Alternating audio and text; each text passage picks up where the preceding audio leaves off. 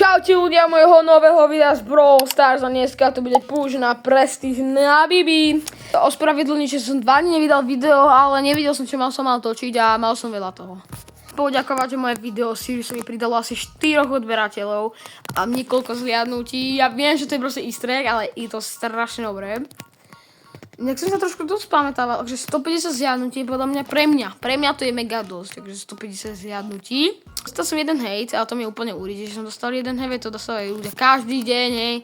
Ale je to také, že som dostal prvý hejt, chápeš, no tak to bolo, že počkaj, ale si fakt, máš fakt málo pohárku. Ale si fakt akože, ja viem, že to znamená sorry, ale čo si debil, nevieš napísať do prdele sorry, alebo prepáč, siko. Ale ináč ľudia, už máme prestíž. Tak do flexi! Ja viem, že Bibina je teraz úplne easy hrať pomaličky. A je tam akože, je to v podstate jedno, čo teraz prehrám. Ale to asi budú, ale je tam prestíž na Bibinu, na môj mainičku, takže ideme na to. Ako peknú hudbičku tam dáme. Prestíž na Bibi, tak. Predbehol som Derixa, ja som išiel, vieš, bol som vonku a zrazu pozriem do klubu. Derix má max 3 na Bibi. Pozriem do klubu, Derix mi prestíž na Bibi. Tak aj ja som musel dať proste prestíž na Bibi, keď on tak aj ja. Aj tu kulka.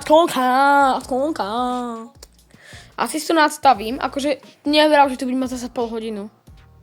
Ináč mám ešte vydať aj push na prestíž na Kita. To ešte mám natočené, ale nechci sa mi to neviem čo strihať, úplne ma to nebavilo.